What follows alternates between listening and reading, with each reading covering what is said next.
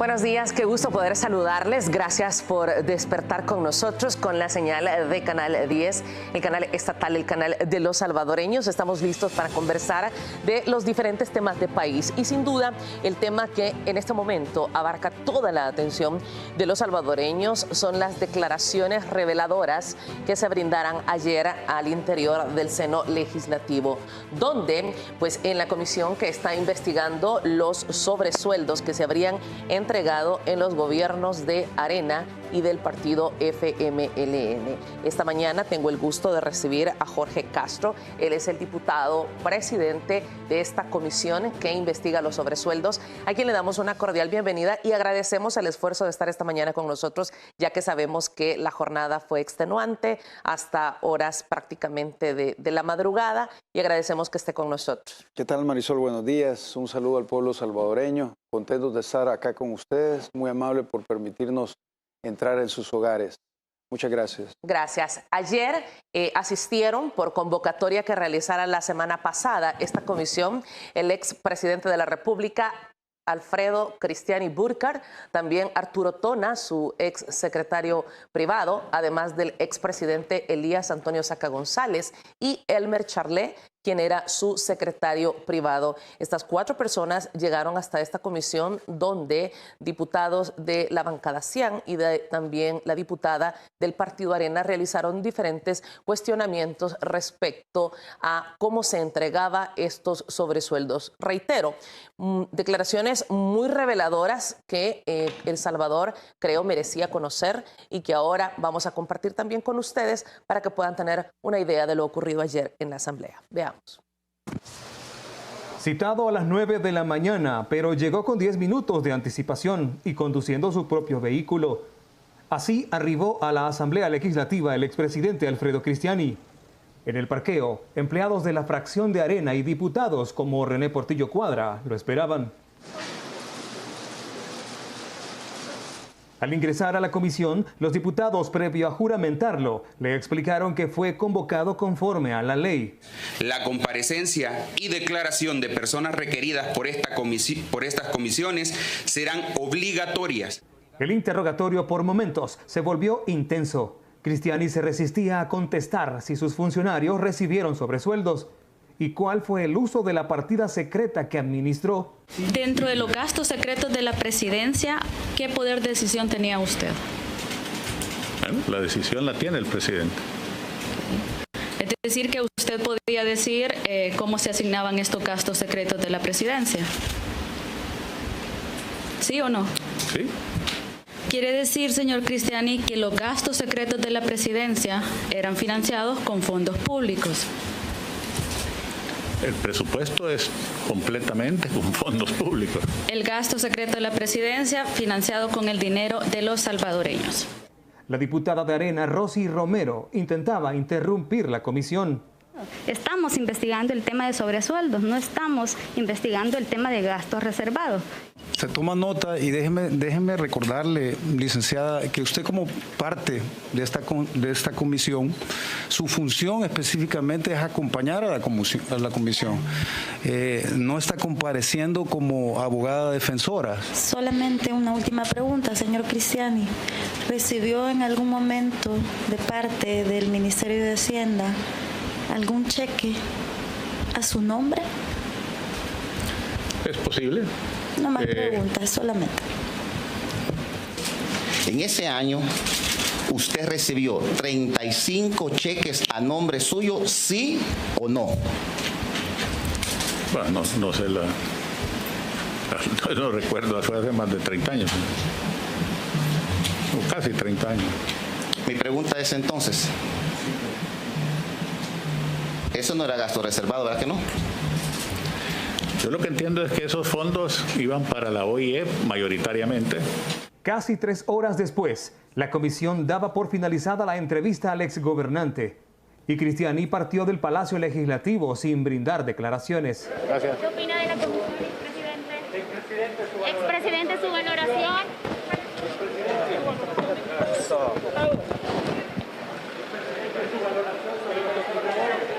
¿Qué le pareció la comisión?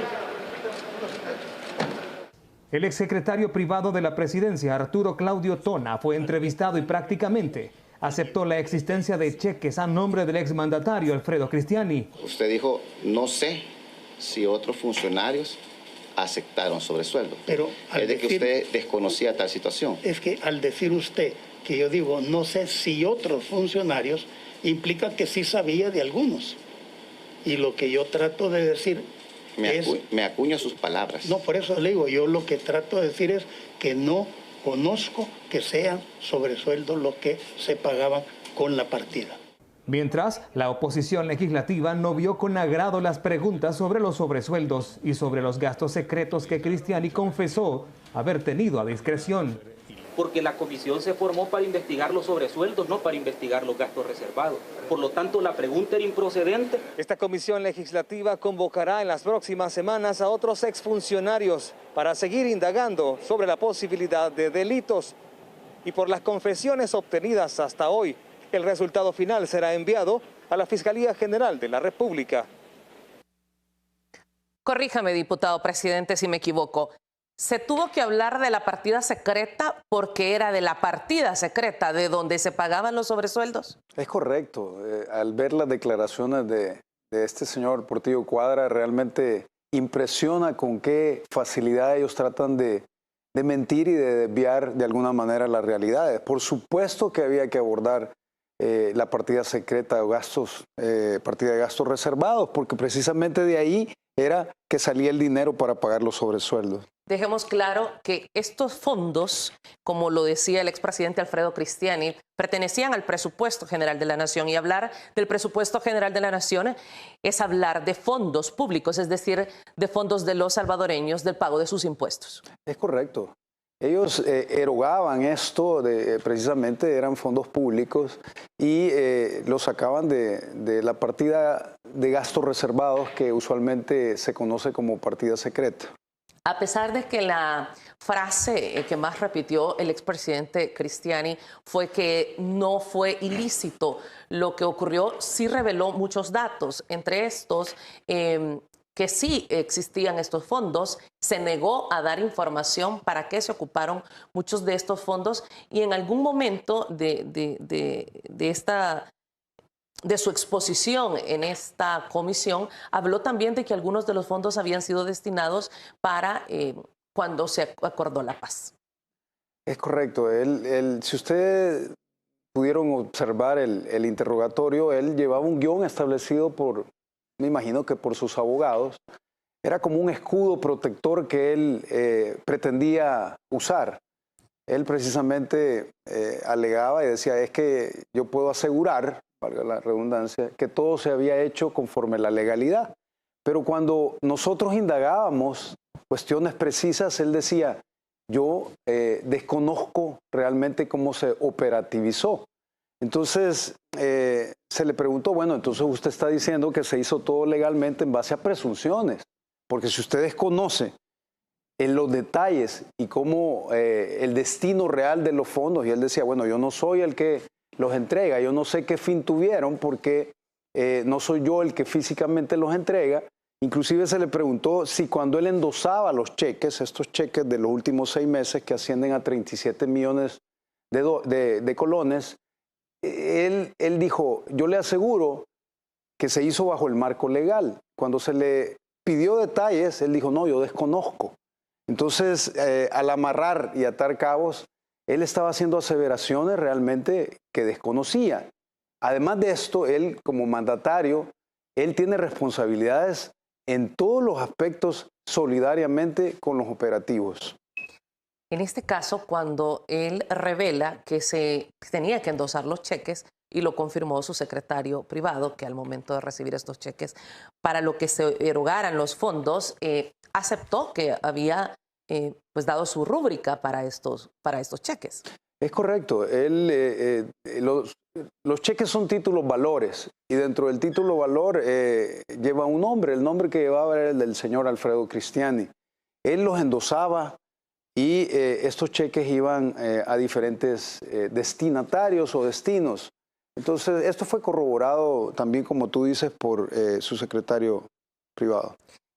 ¿Hay prueba documental ¿Qué cantidad de cheques? Usted ya mencionó un número de 35 cheques. ¿Se posee más prueba en este caso de los sobresueldos que implique específicamente al expresidente Cristiani? Sí, como ustedes bien saben, esta es la parte inicial de la investigación. Todo va amarrado a un desarrollo y una calendarización y son los primeros pasos. Ahorita estamos recabando pruebas documentales, elementos de juicio, interrogatorios. Es toda una amalgama de elementos para poder llegar a un punto determinado y hacer decisiones determinadas, diría yo. Es muy interesante porque el día de ayer pudimos recolectar, si ustedes lo vieron, muchos recibos firmados por muchos funcionarios, tanto del órgano judicial como del órgano legislativo, como medios de prensa.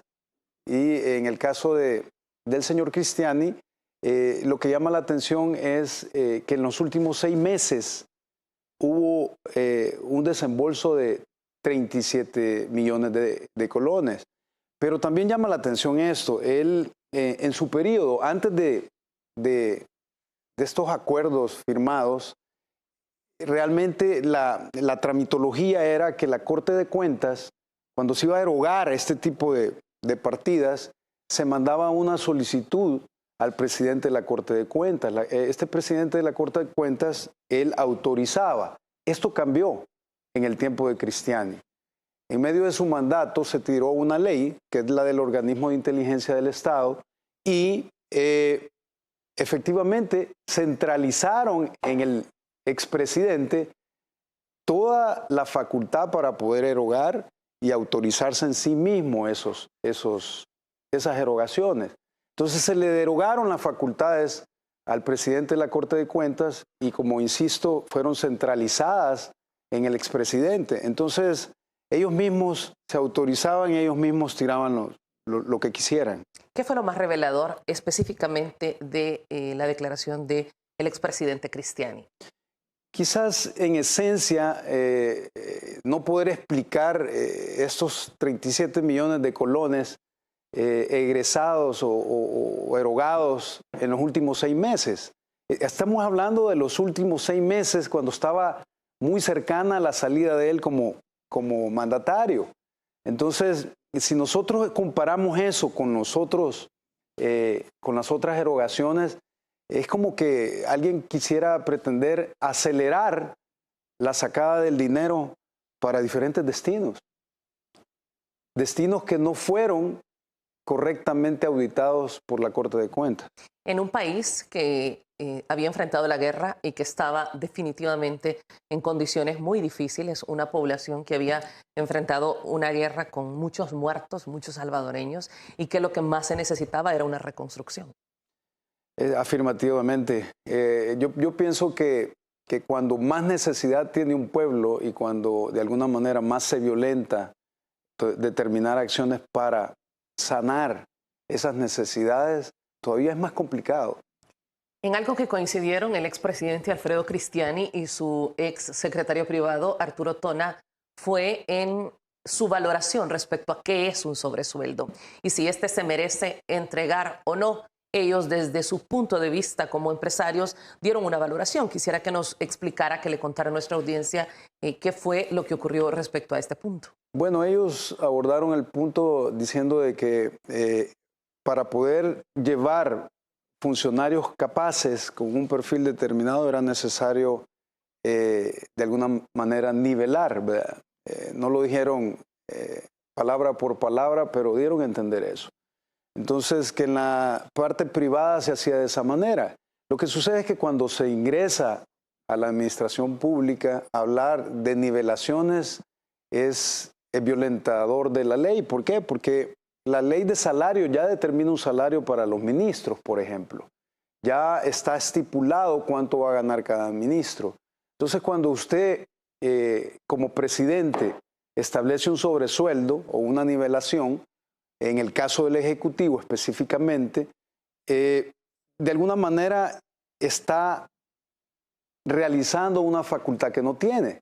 Y de acuerdo al principio de legalidad, usted solo, como funcionario solo puede realizar actividades que está expresamente facultado por la ley. Entonces, si daban estos sobresueldos, además de toda la parte de que no se pagaba renta y etcétera, se estaba violentando directamente lo que el legislador estipuló en la ley de salarios, porque ya hay un salario para los ministros. Eso por un lado, pero cuando ya lo trasladamos hacia diputados, estamos hablando de algo totalmente más grave. ¿Por qué?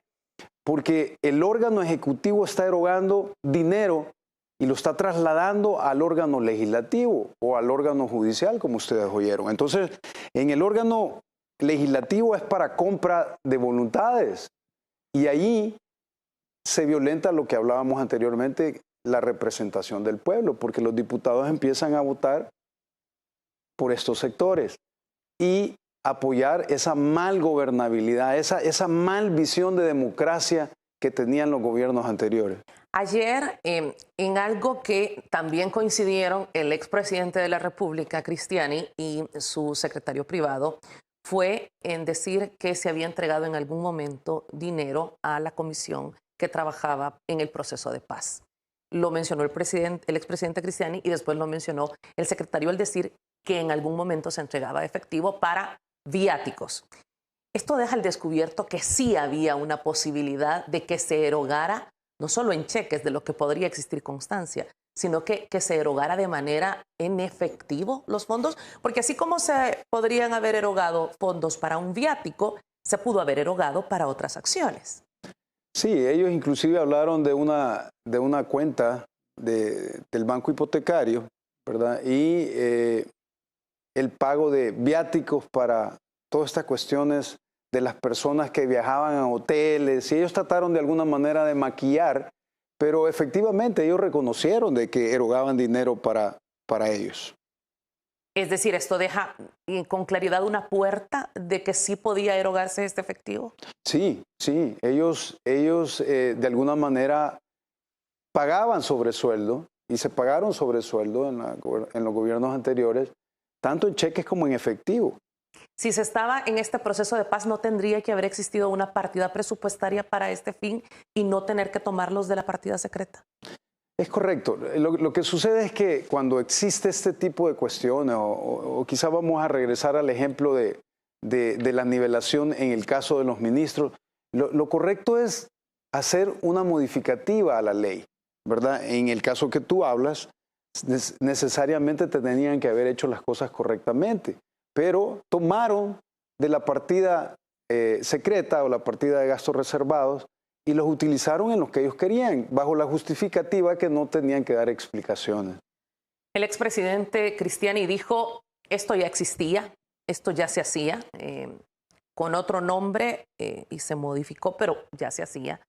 Y yo quiero pasar ya en este momento a que conversemos después la declaración del expresidente Elías Antonio Saca, que sin duda fue una declaración muy reveladora. Y en redes sociales, la población que estuvo muy atenta, y creo que por primera vez vemos a los salvadoreños tan atentos a conocer qué es lo que ha pasado con los fondos del Estado, qué es lo que ha ocurrido con esa deuda de tantas décadas y por qué y a dónde iban a dar los fondos. El expresidente Saca abre esta caja de Pandora y revela una serie de datos. Yo quiero compartir con nuestra audiencia una nota que resume parte de lo que él comentó en esta comisión, donde hizo su juramento de decir la verdad y después que podamos conversar al respecto con el diputado presidente. La verdad en lo que fuerais preguntado, lo juro. Bajo juramento ante la comisión especial que investiga la entrega de sobresueldos en gobiernos anteriores, el expresidente de la República y del partido Arena, Elías Antonio Saca, confesó que entregó remuneraciones adicionales a su gabinete de gobierno. Se pagaban con la cuenta de gastos reservados. Algunos de sus funcionarios recibieron más de $500,000 al finalizar su periodo. Algunos ministros tenían sueldos de $10,000. $10,000. Un aproximado, sí. Señor presidente de la comisión. Eso quiere decir que algunos recibieron $600,000 en el periodo. Agregó que la entrega de sobresueldos era una práctica común en los gobiernos de Arena, de acuerdo con el exmandatario Francisco Flores, y que además ni su secretario jurídico Luis Mario Rodríguez encontró ilegalidades en el defalco al Estado. Ninguno de los abogados que me acompañaban, incluyendo al secretario jurídico, me dijo en ningún momento, mire, presidente electo o presidente ya en funciones, esto no es legal. Horas después, el exsecretario privado de la presidencia de SACA, Elmer Charlé, reveló que Luis Mario Rodríguez, adicional a su salario de $2.500, recibió $11.000 mensuales y un aporte económico de cerca de $3.000 para matricularse en un doctorado en ciencias jurídicas. Entonces, además de pedirle la autorización, le pedía de que se le apoyara con esto, tanto con el tiempo como con el pago de la matrícula. Sin embargo, el exministro de Gobernación y Seguridad, René Figueroa, fue quien más salario extra recibió. Al finalizar su periodo, habría cobrado $1.2 millones. El señor René Mario Figueroa recibió $20.000 de sueldo. Ese fue el más alto, sí, $20.000. Sí. De los gastos reservados de la presidencia también se lucraron secretarios generales de los partidos PCN y PDC, Ciro Cruz Cepeda y Rodolfo Parker. ¿Cuánto era lo que se le entregaba al señor Rodolfo Parker? $8.000. ¿Mensuales? ¿Por cuántos años? Los años no lo sé, pero sí se le da. ¿Cuánto tiempo fue? No me recuerdo, pero sí, esa era la cantidad. Esta información fue conocida por el exfiscal Douglas Meléndez, pero pidió que no se revelara en el juicio en los que SACA y Charlé fueron condenados por corrupción a cambio de reducir los años de prisión mediante un proceso abreviado. Y además se nos pidió exprofesamente no se hable de sobresueldos. No se hable de sobresueldos. Según el exmandatario SACA, el partido Arena prometió al exfiscal general Douglas Meléndez su reelección a cambio de no investigar la entrega de sobresueldos. Su opinión al respecto del exfiscal Douglas Meléndez. Bueno, ustedes pudieron escuchar las palabras del señor Tony SACA. A él se le bloqueó poder hablar de sobresueldos. En la parte del proceso judicial que le hicieron, definitivamente hubo manipulación de la Fiscalía. ¿Por qué evitaron que él expresara en su testimonio en los juzgados sobre las personas que recibían sobresueldo? Obviamente porque eran manipulados bajo estos mismos sectores, bajo las personas que recibían sobresueldo, que eran gente del partido de Arena y exfuncionarios de gobiernos anteriores. Luis Mario Rodríguez es una de las figuras, así como René Figueroa, que recibían los sobresueldos de acuerdo a las declaraciones brindadas ayer en esta comisión más altos. Se habla de sobresueldos de hasta $20.000 mensuales y que sin duda son cantidades que dejan pues muy asombrados a los salvadoreños. Después iban desde $10.000 para sobre todo para su equipo de ministros. Y ayer se develó esta información que sin duda la comisión estaba esperando y que ustedes ya habían mencionado que tenían pruebas al respecto. ¿Qué se va a proceder con esta información? Preocupa porque estas figuras, por ejemplo, Luis Mario Rodríguez, recordemos que en la actualidad es el director de estudios políticos de la Fundación Salvadoreña para el Desarrollo Económico y Social, FUSADES. Son estos tanques de pensamiento, todavía estos grupos que existen que de alguna manera siguen siendo estos grupos fácticos que tienen de alguna manera todavía cierto sesgo hacia el gobierno del presidente Nayib Bukele y de manera constante se ve como entorpeciendo y bloqueando el trabajo del Ejecutivo. ¿Se puede comprender esta situación,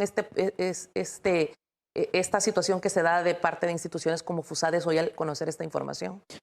Bueno, es lamentable porque esto ha venido sucediendo años y años. Han estado jugando dentro de esa estructura de mal gobernabilidad, mal democracia. Esa es la visión que ellos tienen de cómo gobernar. Nunca han entendido que dentro de la gobernabilidad está un mandato real, que es el mandato del pueblo acorde a las necesidades. Y cuando vemos tanques de pensamiento, como decías tú, es increíble con el descaro que se paran y hablan de moralidad cuando ellos efectivamente no la han tenido por años. Escuchamos ahí personajes como el señor Rubio, por ejemplo. Roberto Rubio de Funde. Roberto Rubio. Escuchamos magistrados, escuchamos nombres de magistrados. Ayer efectivamente, como tú dices, se abrió la caja y empezaron a salir nombres. Y empezaron a revelarse datos específicos de cómo, cuándo, por qué se hacía. Tú escuchaste, se mandaban $20,000 mensuales a la Corte de Cuentas, a la Corte Suprema, perdón. Se mencionaron nombres como el señor García Calderón.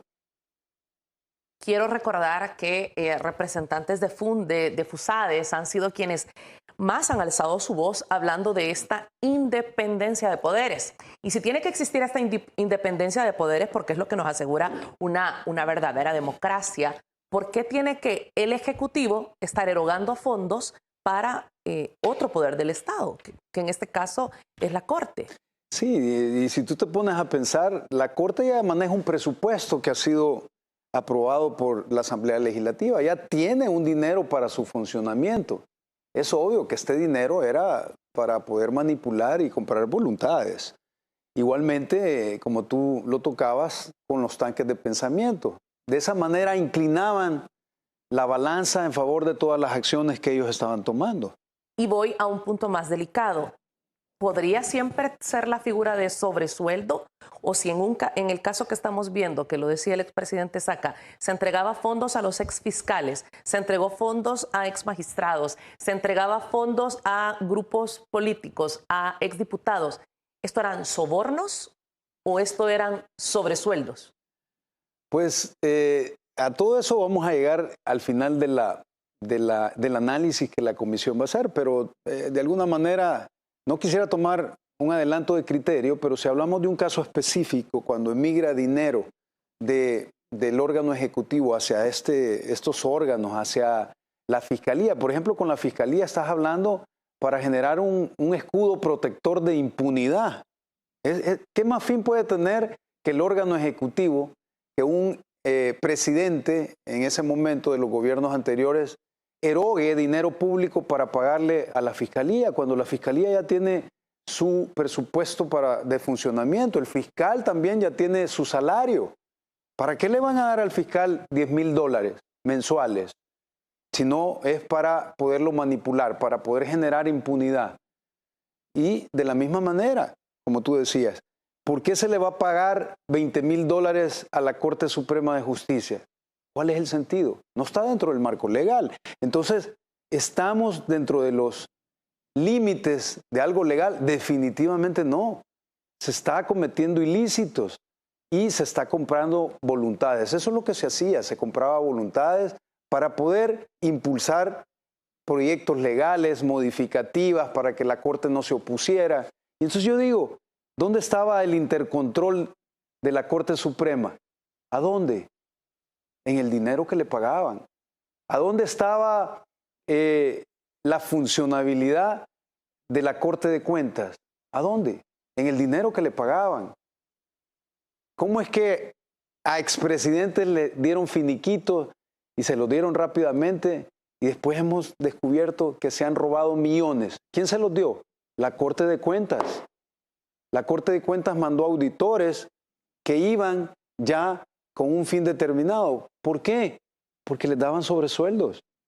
Teníamos en el país una gobernabilidad que era comprada a base de acciones ilícitas, con el mismo dinero de los salvadoreños. Precisamente, tú lo escuchaste ayer, se le preguntó, bueno, ¿y por qué lo hacían?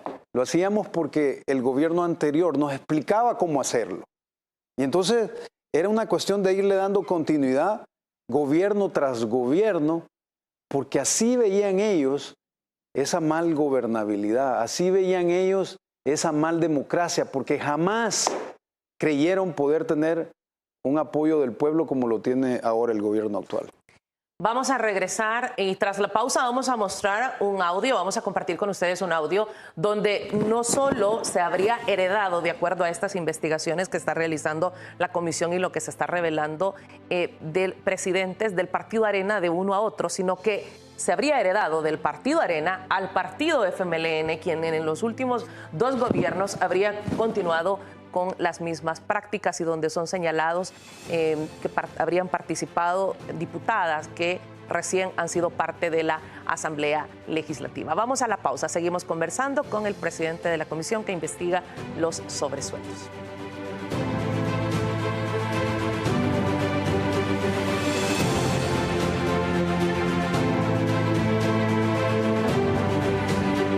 Llegó nuestro turno. Ahora los jóvenes mayores de 18 años ya nos podemos vacunar. Para quienes aún no lo han hecho, todavía pueden hacerlo. Vacunarse es fácil, rápido y gratis. La vacuna sirve para reducir los síntomas si te da COVID-19.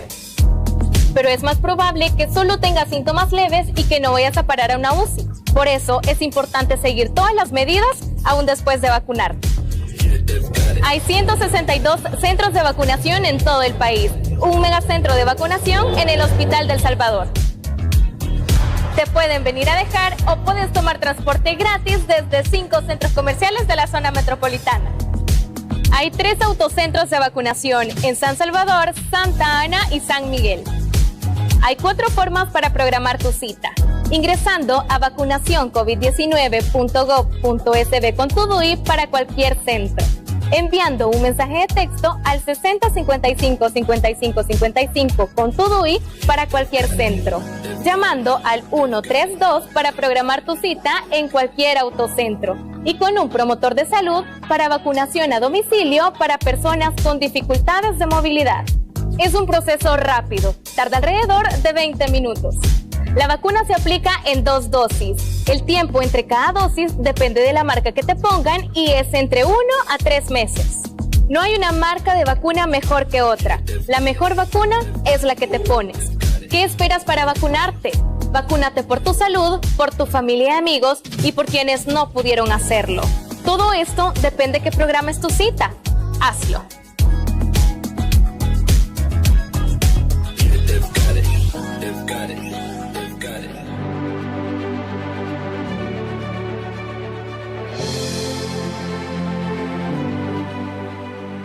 Bueno, ayer me llamaba mucho la atención, diputado presidente, cuando decían era una manera de apoyar las instituciones, de dar este apoyo institucional. Si usted ve que una institución como la Fiscalía General de la República, que pues representa una institución muy importante para la justicia en El Salvador, sobre todo en el país que hemos vivido, ¿por qué no reforzar su presupuesto para el siguiente año y acabar con una práctica que era como estar entregando sobresueldos al fiscal general, que era lo que hacían?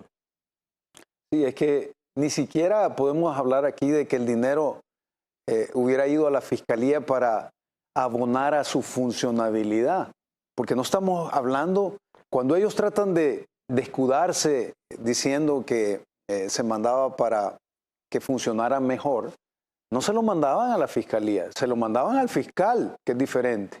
E iba a dar al bolsillo del fiscal, porque hay una diferencia. Yo digo que fuera un atenuante si ellos realmente hubieran mandado para que se usara por el Ministerio de Obras Públicas en obras. A que se inyectara el presupuesto. Así es, pero no iba a dar al presupuesto de las instituciones, iba a dar al titular.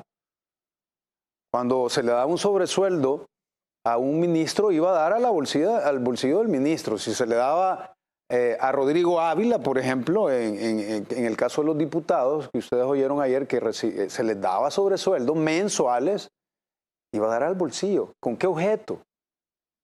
Y en el caso que tú hablas de la fiscalía, definitivamente iba a dar al fiscal. ¿Con qué fin? Generar impunidad, es obvio. Ayer creo que asombraba mucho a los salvadoreños y yo siempre presto atención a esa lectura que nos brindan las redes sociales. Y era cómo se puede concebir que creían que esto era legal. No existía la figura de un asesor jurídico que señalara esto. Mire, presidente, lo decía el expresidente Saca, esta práctica es una ilegalidad. Pero a toda luz era un proceso ilegal. Y lo que mencionábamos, esto se hereda del Partido Arena, de 4 gobiernos del Partido Arena, se traslada al Partido FMLN, de 4 presidentes de Arena, se traslada al FMLN. Y lo decía ayer No me lo estoy inventando yo, lo decía ayer el expresidente Saca. Veamos. Usted explicó que este mecanismo era un mecanismo heredado, que tuvo reuniones previas en las que le explicaron que así se venían haciendo las cosas, pero también mencionó que usted se reunió con el presidente Funes. ¿Usted le trasladó al presidente Funes este mecanismo y le explicó en la misma forma que le explicaron a usted sobre el pago de sobresueldos? Bueno, efectivamente, cuando se confirman los resultados que le dan la presidencia a Mauricio Funes, tuvimos una reunión entre ambos, conversamos de manera general de los temas de la presidencia y posteriormente se formaron algunas comisiones. Me recuerdo que él se hizo acompañar por el ministro Cáceres, que posteriormente fue ministro, lo acompañaba en esa comisión de transición y se comenzó el trabajo. Llegaban a Casa Presidencial la gente del futuro gobierno. El señor Jato Asbun llegaba, la señora Karina Sosa llegaba con don Jato Asbun, llegaron y efectivamente conoció el propio presidente. Eso se lo entregué al presidente Funes, la información de los sobresueldos. Él estuvo enterado en su momento. ¿Cómo puede ocurrir esto de entregar este mecanismo de que se sabe que se está erogando fondos en un país que está con un sistema de salud deteriorado, con un déficit terrible en la educación de nuestro país, con 40 salvadoreños asesinados por día, con un tema de inseguridad, con un porcentaje de migración de salvadoreños? ¿Cómo se puede hacer esto? Ellos se tomaban la molestia, y digo ellos, el gobierno que salía, se tomaba la molestia, si ustedes se fijan, en llamar al gobierno entrante y pasarle todas las herramientas para poder cometer la ilegalidad. ¿Cómo lo hacían? Hasta se daban acuerdos, modelos de acuerdos, de cómo tomar el acuerdo por el presidente. Entonces, ¿por qué lo hacían? Porque a ellos les convenía seguir generando precisamente esta manera de violentar la ley, porque aseguraban que no se les persiguiera, porque se volvían solidarios los siguientes gobiernos y culpables. Entonces no podían tener independencia en la investigación, eso por un lado. A mí me llama poderosamente, porque no sé si fui yo el que le pregunté, pero al señor Saca, y él dijo, es que la Corte de Cuentas realizaba superficialmente, dijo, toda la auditoría. Dijo, hacía 2 auditorías, y una de estas auditorías era de manera superficial. Así es. Y entonces yo me pregunto, y le pregunto a los salvadoreños, ¿ustedes han visto que cuando estábamos en la construcción, y digo estábamos porque yo era el asesor del ministro Romeo, del MOB, estábamos tratando de luchar por darle a los salvadoreños, dentro de la visión de nuestro presidente Nayib Bukele, el hospital?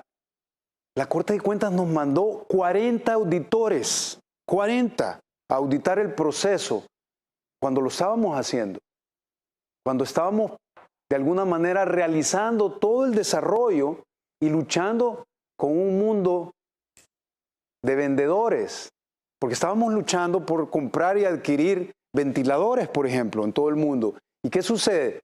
Mandan a la Corte de Cuentas a auditar un proceso que estaba desarrollándose para prevenir, para proteger al pueblo, para proteger a los salvadoreños, y mandan 40 auditores que interrumpen el proceso.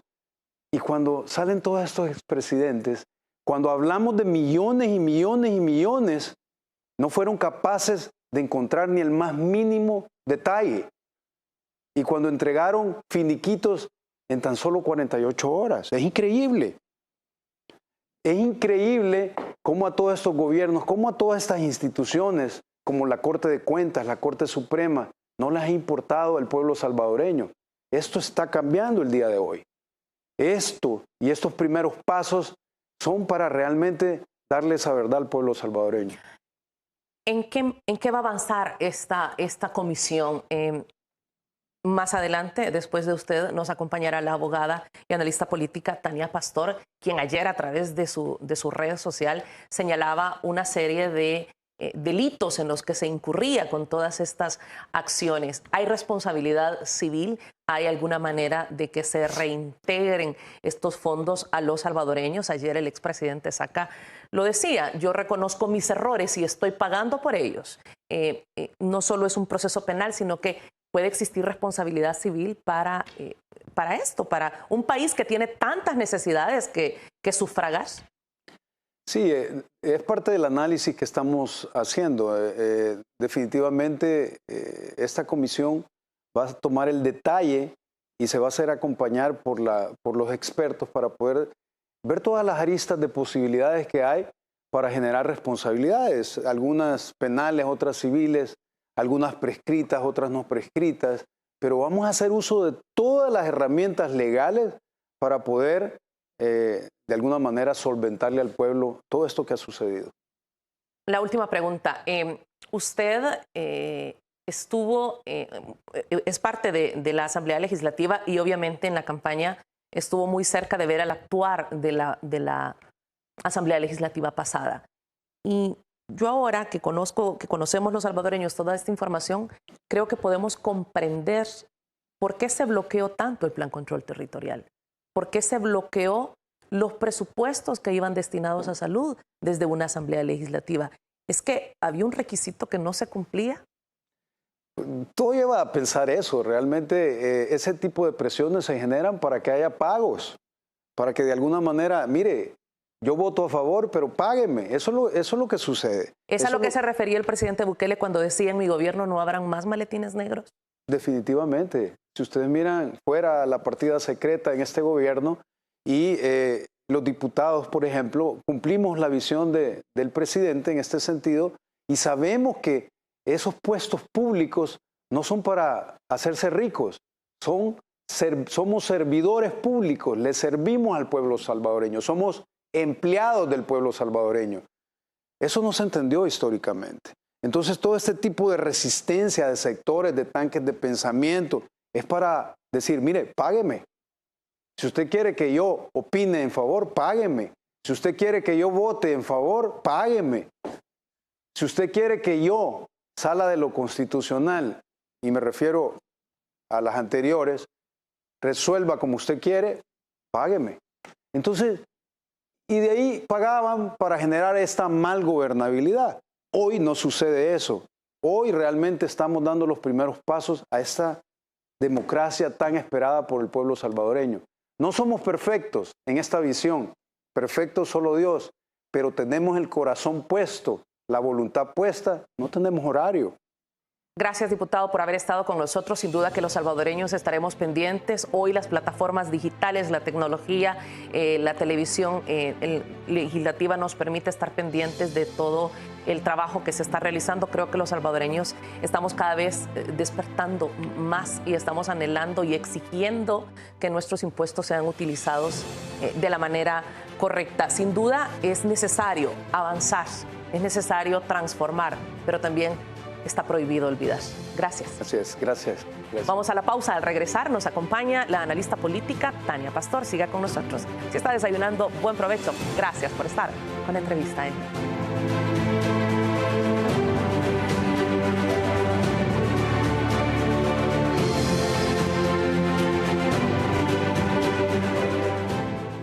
Hay héroes capaces de hacer lo que nadie más puede. Nuestros donantes del programa de plasma convaleciente son este tipo de héroes. Si te has recuperado de COVID-19 y diste negativo a tu última prueba PCR, te invitamos a ayudar con una donación de plasma a quienes luchan por superar la enfermedad. Los anticuerpos de tu plasma son clave para salvar a quienes se encuentran en estado crítico. Si deseas donar, llama a los bancos de sangre para hacer tu cita. Hospital Bloom, 2225-4114, extensión 1246 y 1250. Hospital Rosales, 2231-9201, extensión 353. Hospital Médico Quirúrgico, 2591-5550, extensión 5551. Es un proceso sencillo y fácil y te darán transporte de ida y regreso a tu casa. Tu plasma salva vidas. Gobierno de El Salvador.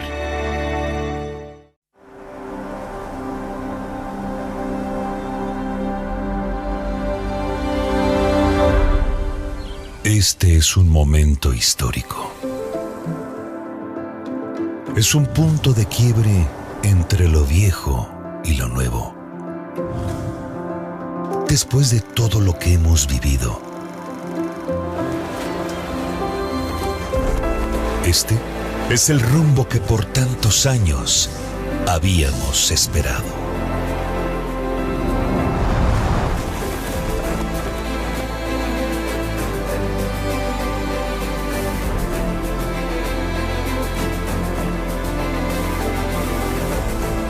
Hoy se respira un aire diferente.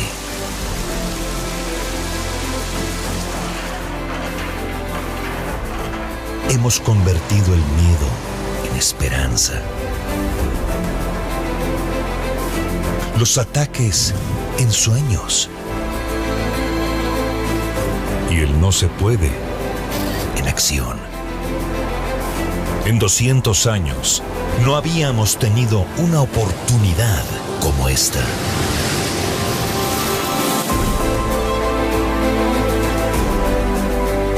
Nunca antes El Salvador se había sentido tan nuestro. Porque todos somos parte de este proyecto para un gran país.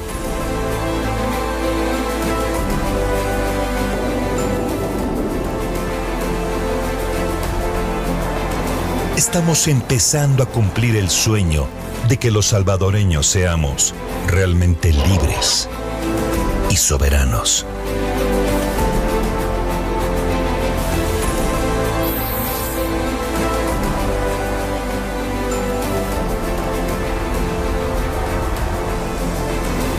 Este es el verdadero El Salvador.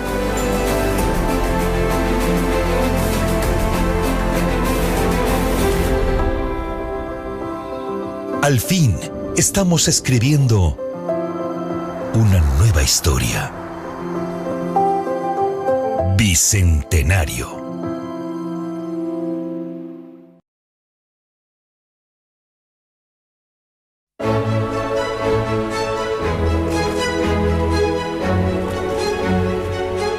Saca tu bandera y lúcela como símbolo de esperanza por un año nuevo lleno de alegría, optimismo y sueños por cumplir. Construyamos unidos una patria nueva con prosperidad para todos. Recibamos orgullosos el año del Bicentenario. Gobierno de El Salvador.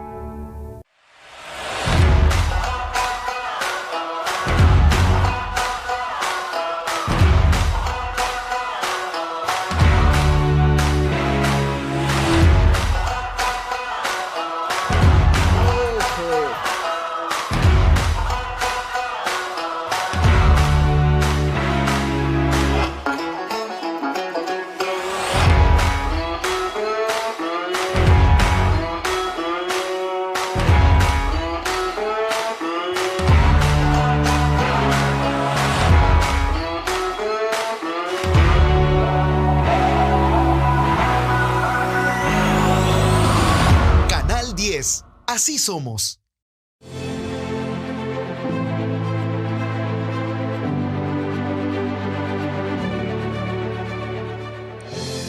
Seguimos conversando en la entrevista M sobre el trabajo que realizaron ayer en la comisión que investiga el tema de los sobresueldos en la Asamblea Legislativa. Tengo el gusto de recibir en nuestro estudio a Tania Pastor, reconocida abogada y analista política. Gracias por estar con nosotros, Tania. Gracias, Marisol, por la invitación. Es un placer estar acá nuevamente en AM Entrevista con toda la audiencia de este canal.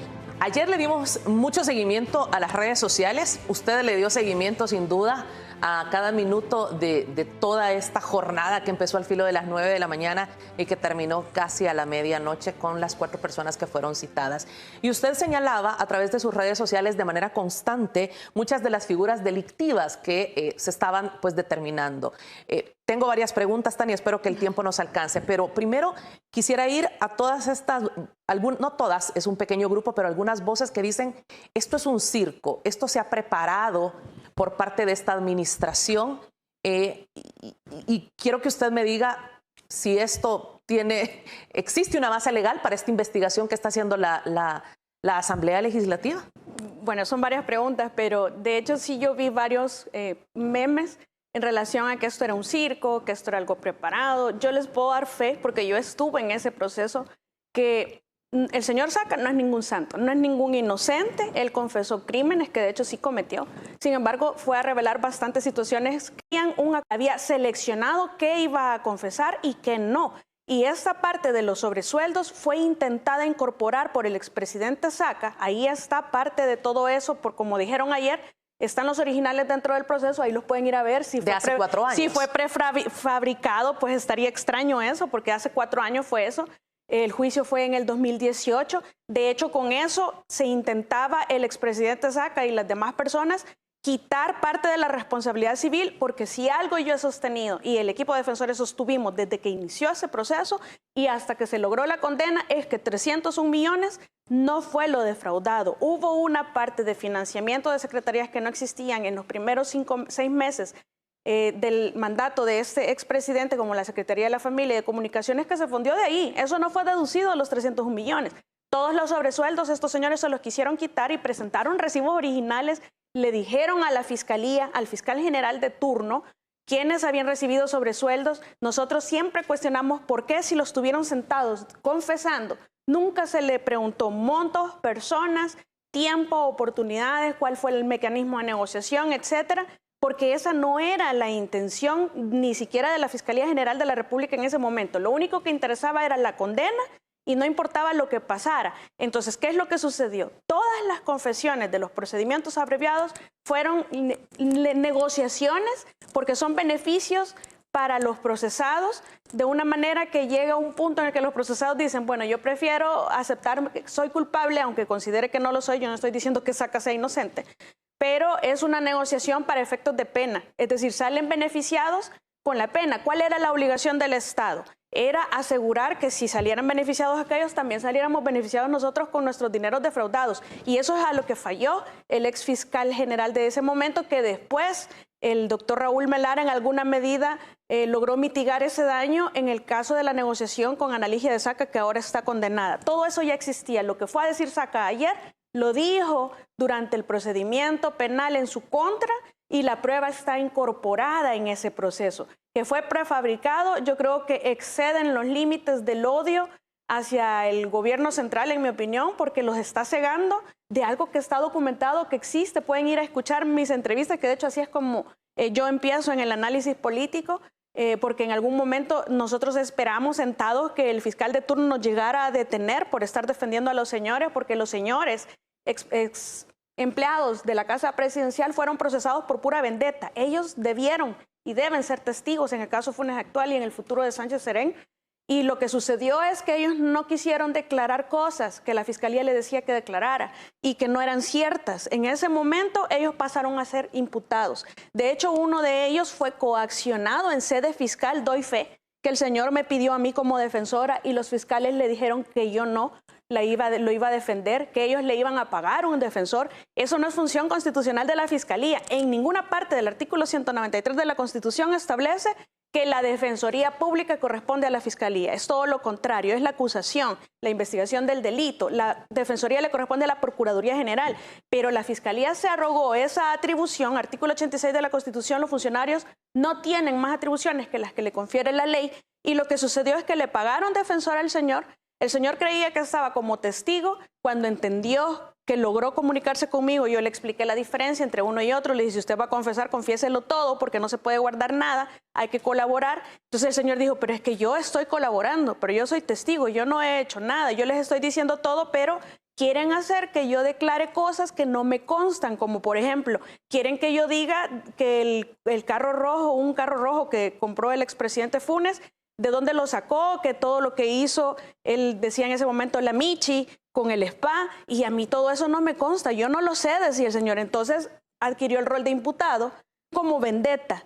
Y es claro que ahora se necesita como testigo, porque incluso el fiscal general anterior me comentaron, y el actual necesitan las declaraciones de ellos porque están en un rol intermedio en donde ejecutaban órdenes, y órdenes que no eran nuevas del presidente Saca. Ellos estuvieron en la presidencia de la República por más de 20 y 25 años. Es decir, esa función de coadyuvar de uno de ellos que quedó condenado a 16 años porque no quiso someterse a la negociación, venía desde la época del expresidente Calderón Sol, en el área de gastos reservados. Los otros dos señores los metieron a uno de ellos hasta el expresidente Saca con el nuevo mecanismo.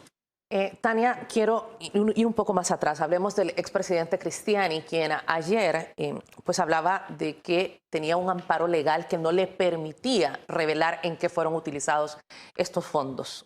A la hora que los abogados preparan a sus testigos o a las personas, yo creo que hubiera sido más efectivo que invocara el artículo 11 de la Constitución, que inhibe para autoincriminarse, para declarar contra sí mismo. Es una garantía, es un derecho constitucional.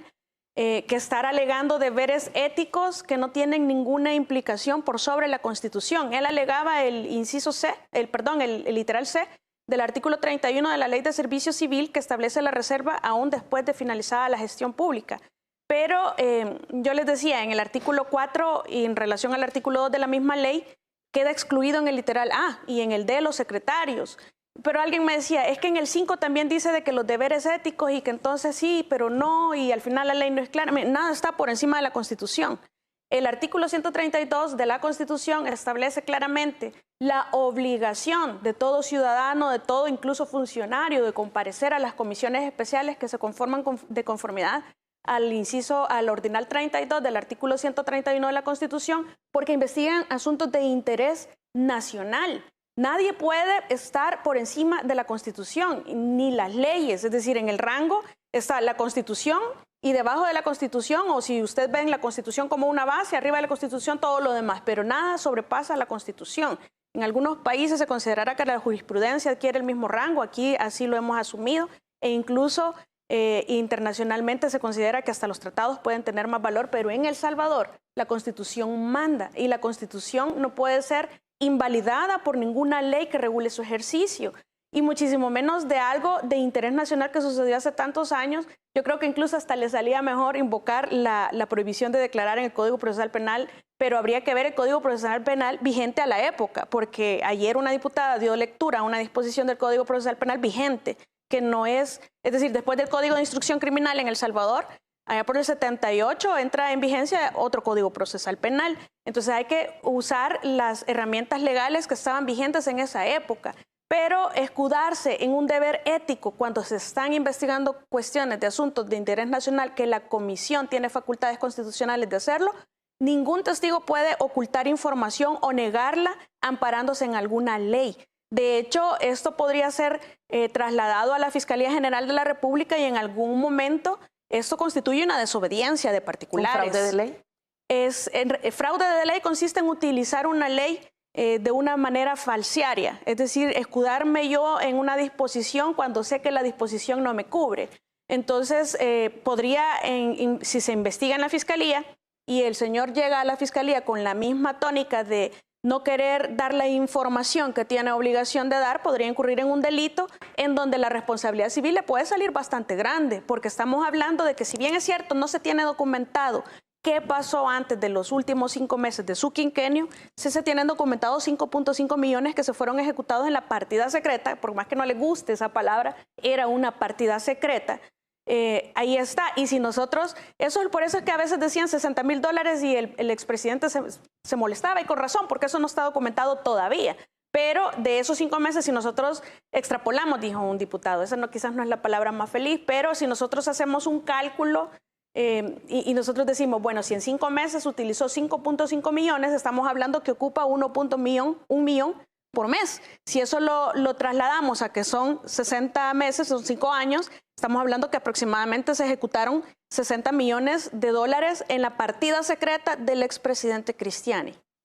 Ayer se hablaba de la responsabilidad civil y de si esto podía alcanzar algún tipo penal en el caso de los 4 señalados. Sabemos que 2 ya están guardando prisión. La responsabilidad penal acarrea también responsabilidad civil. Hay casos en los que ya prescribió el ejercicio de la acción penal, que es lo que se escucha decir, ya prescribieron los delitos, ya prescribieron el ejercicio de las acciones para procesar esos delitos, es decir, para judicializar un caso en donde se le atribuye a alguien la comisión de un delito y se presenta la prueba, hay un tiempo de prescripción. Entonces, esa responsabilidad penal al final, es decir, la Fiscalía tiene que incoar la acción penal con la acción civil, establecer un daño civil y al final el juez va a condenar tanto por el delito como por el daño ocasionado por el delito o el daño emergente y todo lo que es cesante, todo lo que tiene que ver con la parte de la responsabilidad civil. Lo que sucede es que en muchos de los casos, si hacemos relación, no es que no existiera la partida secreta antes del expresidente Saca o antes del expresidente incluso Alfredo Cristiani. Lo que sucede es que penalmente ya habían prescrito los delitos antes de Saca. Por eso no se persiguió a los demás presidentes y la única diferencia entre un presidente y otro es que uno fue sentado en el banquillo de los acusados y confesó. O fue condenado y tuvo que confesar. Cualquiera de los escenarios es posible. Pero los anteriores fueron idénticos. Si la única diferencia es que no fueron condenados ni procesados. Entonces, cuando nosotros hablamos de esos gastos reservados y de los delitos que se cometen, hay unos que ya prescribieron. Definitivamente no se les puede hacer nada en esos escenarios, lastimosamente. Pero, en parte, el perjuicio económico o la defraudación monetaria de nuestros dineros públicos, esos siempre y por siempre, ahí en la red de Twitter alguien me intentó desmentir y me mandó a leer la ley de extinción de dominio, que no prescribía, decía yo, y él me dijo, esa persona me dijo que sí, y que leyera antes de opinar, pero hay un defecto en la página de la Asamblea Legislativa. Cuando ustedes descargan la ley de extinción de dominio, no está actualizada, no tiene la reforma, es decir, la Asamblea Legislativa en el 2014 se dieron cuenta de lo que habían hecho y que esa ley les podía ser aplicada a ellos. Entonces intentaron hacer una reforma, de hecho la hicieron, en donde establecían una prescripción de 10 años, que es lo que ellos llamaron artículo 12A en la ley de extinción de dominio. Pero en el 2018 fue declarada inconstitucional. Obviamente no se puede legitimar lo que tiene origen ilícito, es decir, no puede adquirir un carácter legal, no se puede limpiar esa ilicitud con la que se nace. Va a morir ilícito el bien que nace ilícito, que fue destinado para una actividad ilícita. En ese sentido, el Estado no puede legitimar. Y por eso fue declarada inconstitucional. Entonces, en extinción de dominio no prescriben las acciones civiles por enriquecimiento, por incremento patrimonial no justificado, que es una de las causales. Por ejemplo, si se logra determinar que hubo un incremento patrimonial no justificado en alguna de las personas que recibieron sobresueldos, pues entonces perfectamente se puede iniciar la acción de extinción de dominio contra estas personas y si se logra probar, pues pasarán se materializarán bienes incluso antes de la demanda. El CONAV puede tomar posesión de inmuebles y que alguien decía que los inmuebles, y es que mire, es que fueron adquiridos allá por 1950, ni siquiera era funcionario esta persona. Cuando no alcanzan los bienes ilícitos descubiertos, los bienes lícitos adquieren un valor equivalente, es decir, van a entrar a rellenar la parte que sea necesaria rellenar con los bienes que sea necesario utilizar. Es decir, aquí nada se va a quedar o nada debería de quedar impune, por lo menos en la restitución de nuestros dineros. Esa es responsabilidad del fiscal general. Declaraciones delicadas las que daba el expresidente Elías Antonio Saca ayer cuando mencionaba que de la partida secreta se trasladaban ciertos, lo manejó con el término apoyo institucional a partidos políticos. Eso no es apoyo institucional. A mí me llamó mucho la atención la palabra que utilizó, esa sí fue, como no lo vimos en el juicio porque no lo dejaron declarar sobre ese punto, apoyo institucional. Vaya, podemos hablar de sobresueldos, unos dicen que no es delito, yo sostengo que eso es incluso hasta lavado de dinero, ahí podemos hablar de otros delitos que se cometieron en el marco de las irregularidades que confesó el expresidente Saca. Ahí podemos hablar de cohechos propios, impropios, malversaciones, negociaciones ilícitas, actos arbitrarios. Podemos analizar los tipos penales y lavado de dinero, por supuesto.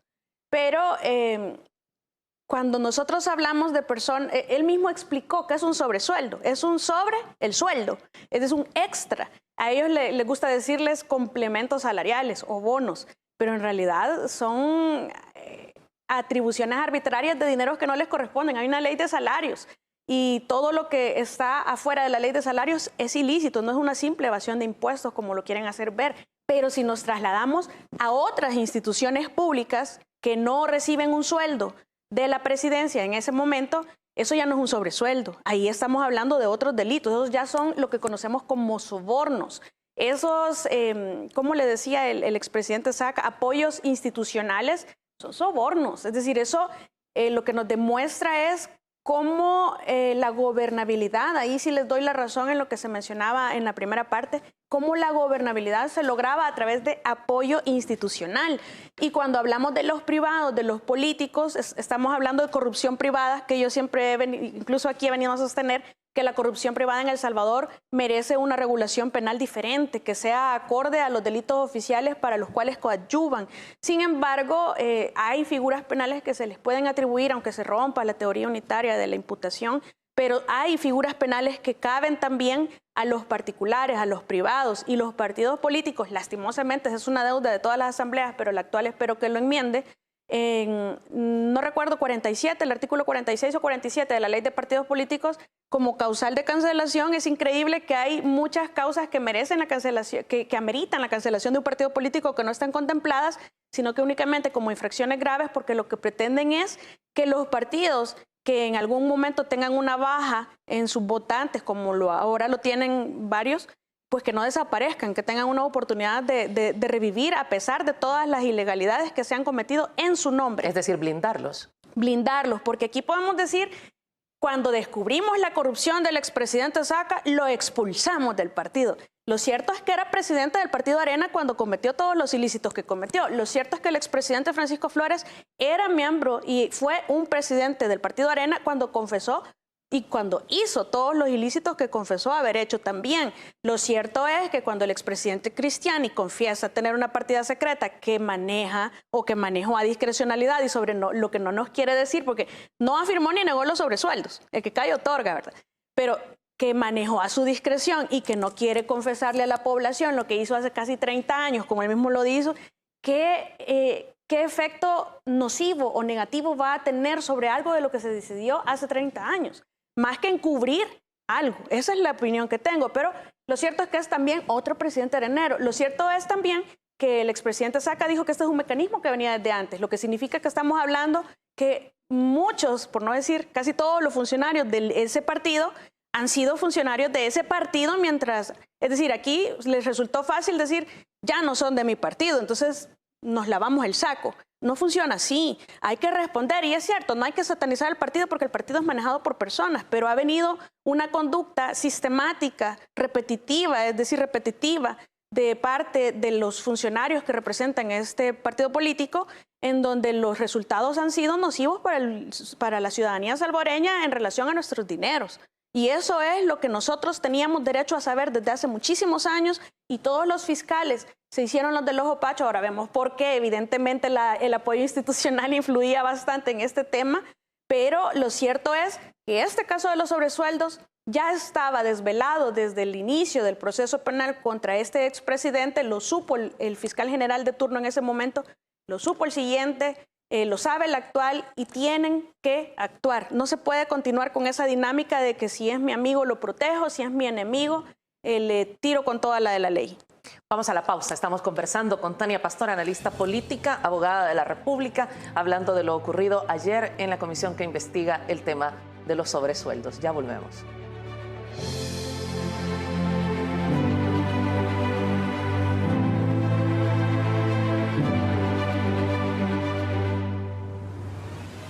Si necesitas llevar un control prenatal para tu embarazo y no presentas síntomas de COVID-19, llama al 131.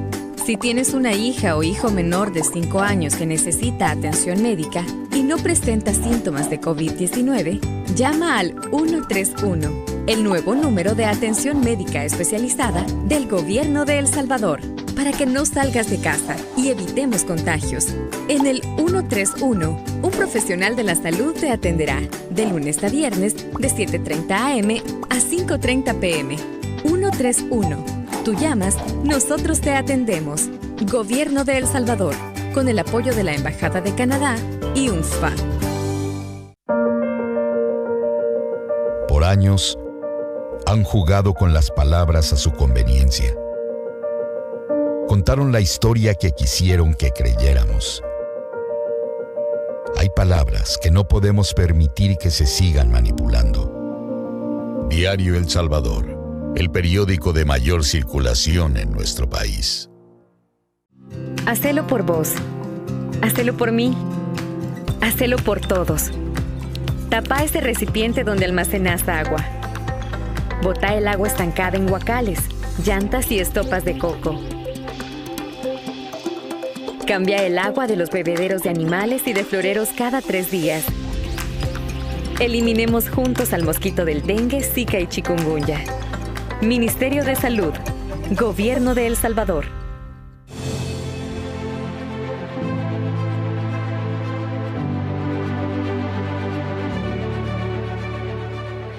Entre las revelaciones del expresidente de la República, Elías Antonio Saca, ayer en esta comisión que investiga los sobresueldos, mencionó cómo se entregaba dinero a magistrados de la Corte, mencionó fiscales, como ya lo habíamos dicho, y también a diputados. De hecho, hay dos diputados de la actual legislatura. Preocupa hablar de independencia de poderes, que es lo que nos debería asegurar la democracia, y cuando vemos que por qué tienen que erogarse fondos del Ejecutivo hacia la Corte. Y eso es lo curioso, que en realidad era un Estado cooptado, ha sido un Estado cooptado por poderes fácticos con dinero de la gente. Simple. Es decir, no les ha costado mucho de su dinero, de su bolsa, sino que ha sido nuestro dinero el que ha pagado toda esa gobernabilidad, el que pagó por la cooptación de todas las instituciones estatales, de todo el órgano ejecutivo, de todas las fiscalías generales de la República. Y bueno, eso es nuevo para mí, incluso de magistrados en la Corte Suprema de Justicia. De hecho, lo dijo, quiero compartirlo con usted y con toda nuestra audiencia. Mostremos, por favor, lo que dijo ayer una de las personas citadas a la comisión. ¿Habían fondos que se erogaban en efectivo para el órgano judicial? Sí hubo un apoyo institucional para el órgano judicial. ¿Nos podría detallar la forma en que se hacían estos apoyos? Yo los detalles los manejaba para efectos prácticos el secretario privado, pero sí se le dio un apoyo institucional a magistrados de la Corte Suprema de Justicia. Ahí está. Sí, de hecho tuvieron que habérselo dado. No comprendo qué fue. Creo que con el señor Charlet no se profundizó, pero evidentemente en la Corte de Cuentas había un mecanismo similar. La Fiscalía sentó en calidad de testigo a la persona que era implicada principal en la elaboración de esas auditorías especiales, o lo que yo llamaba como finiquitos express de los gastos reservados, y que esta persona dijo, no, fue el presidente de la Corte el que me dio la orden. Y es posible, de hecho, muy posible. Pero él llegó a confesar que sí tenía conocimiento que lo que estaba haciendo era ilegal, pero que era una orden, decía él. Pero él estaba muy consciente que lo que estaba haciendo era ilegal. Ahí es la diferencia con los ex empleados de la presidencia, que ellos venían desarrollando unas funciones desde hacía muchísimos años, y que lo único que cambió con la ley AFI es que la gerencia financiera pasó, cuando se descentralizó la parte financiera y se centralizó la parte normativa en el Ministerio de Hacienda con la Ley de Administración Financiera del Estado.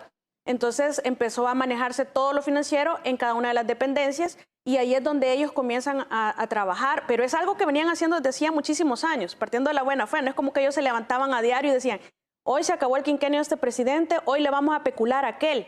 Y nunca recibieron ningún beneficio. De hecho, la Fiscalía así lo dice en el juicio, en sus conclusiones. Ellos no se beneficiaron, pero ayudaron a que se beneficiaran aquellos. Pero entonces, cuando hablamos del apoyo institucional a que se refiere esta persona, y digo yo, todas las instituciones, incluso la Corte Suprema de Justicia, que tiene su propio presupuesto y que por constitución es incluso el más alto de todos. Y ojo que aquí voy a hacer un paréntesis, porque también escuché muchos comentarios en relación a que por qué se habla de gastos reservados.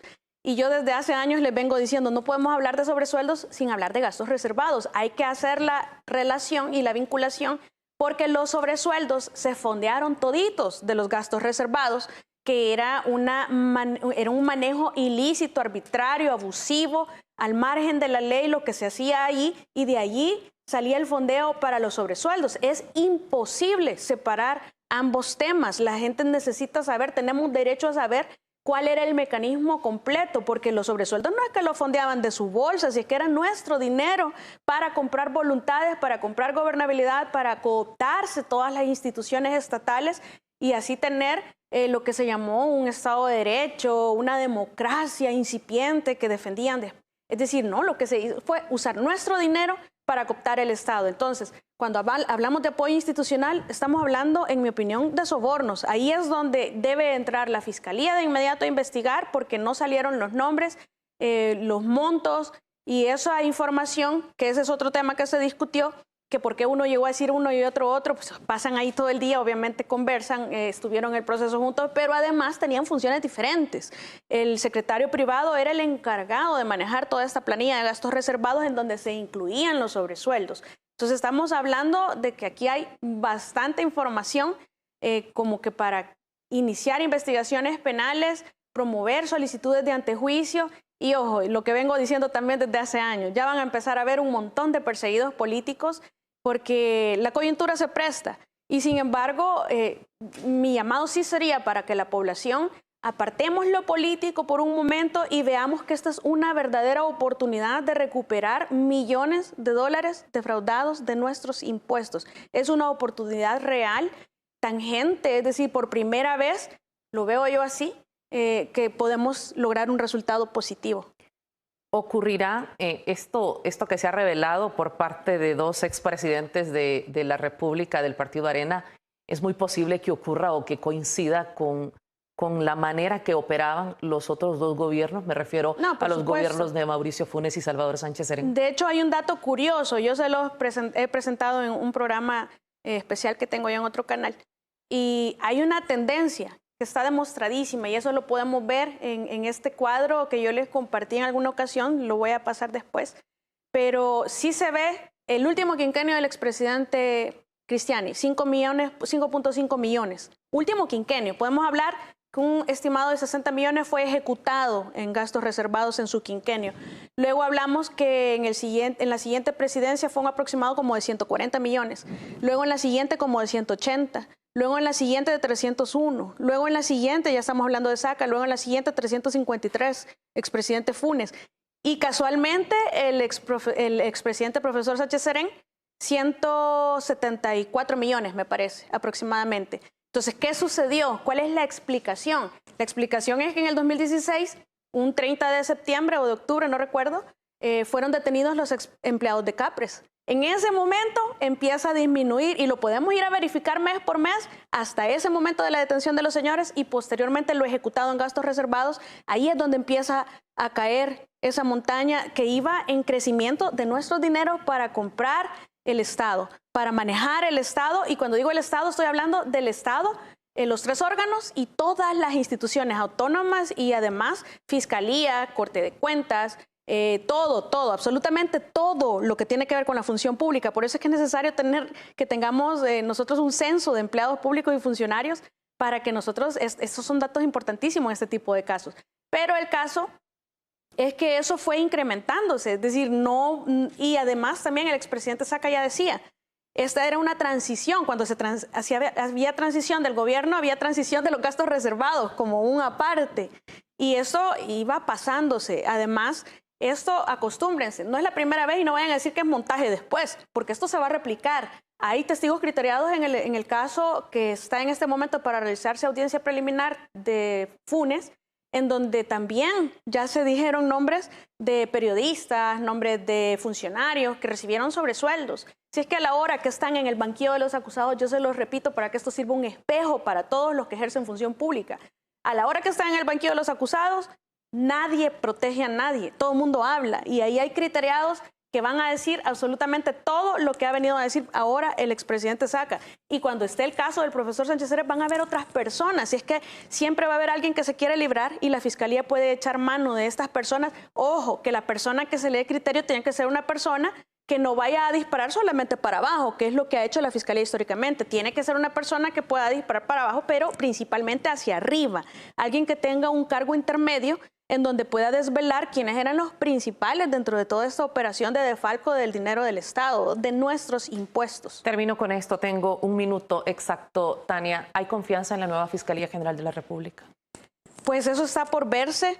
Por lo menos ahora sabemos que no está ese apoyo institucional. Yo creo que los resultados son los que van a hablar por el actual fiscal general de la República. Hace falta ver qué va a hacer en relación a estos temas. Ya decía que no había investigación de sobresueldos cuando otros fiscales generales dijeron que sí habían, pero esperamos que con toda esta información inicie las investigaciones correspondientes, inicie el proceso de antejuicio contra quien tenga que iniciarlo y que lo haga con la objetividad, y eso es lo que va a hablar por su gestión, la objetividad y la imparcialidad con que lo haga, que se mantenga alejado de las opiniones políticas y que se mantenga dentro únicamente del espacio técnico como fiscal general de la República, y su trabajo va a hablar más que cualquier palabra. Gracias, Tania, por haber estado con nosotros. Con mucho gusto, Marisol, y muchas gracias a toda la audiencia por habernos sintonizado esta mañana. Gracias. Gracias a ustedes por haber estado con nosotros. Sin duda, todos debemos de trabajar por heredar un mejor país a nuestros hijos.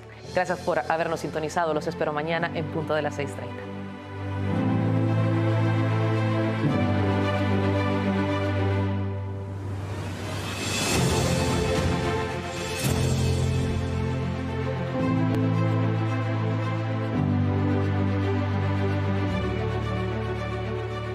AM con Marisol Durán. Si queremos cambiar el mundo, tenemos que cambiar la forma de nacer. El nacimiento es un momento único e irrepetible para el bebé, para la mamá, para el papá, para la familia, la sociedad y también para los profesionales de la salud, que podrán vivir este momento único e irrepetible para las familias